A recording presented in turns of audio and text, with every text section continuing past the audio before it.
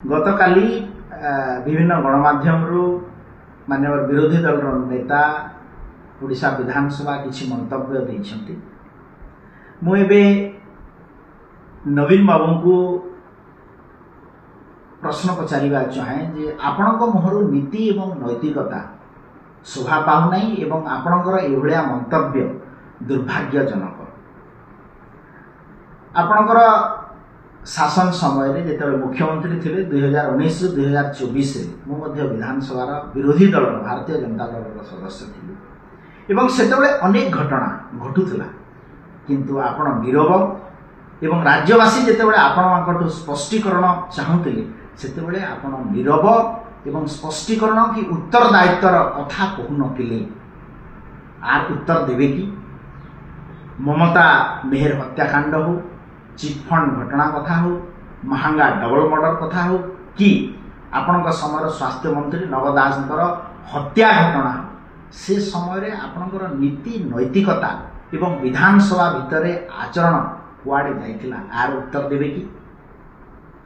अन्य दिगटी हला जे विगत 2 वर्ष भितरे आमर सरकार रे आपण विरोधी दल नेता केते थर विधानसभा रे आसिकी लोकंकर समस्या एवं बजेट अधिवेशन आलोचना करिसंती तार उत्तर रखिबे कि। अन्य दिगटी हला जे आपणक सरकार समय परीक्षा और नियुक्ति प्रसंग रे मध्य अनेक घटना आसीछि, जेमिति कि 2015 रे पुलिस कनेस्टेबल नियुक्ति अनियमितता, 2016, 2019 एवं 2022 रे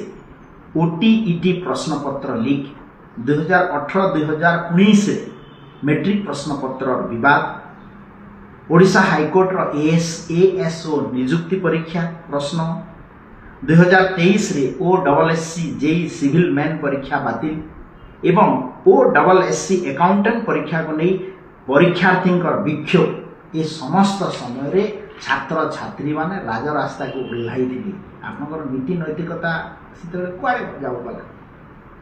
किंतु आम सरकार लोकंकर सरकार केंद्र रे यशस्वी प्रधानमंत्री नरेंद्र मोदी जी नेतृत्व रे पार्लियामेंट रे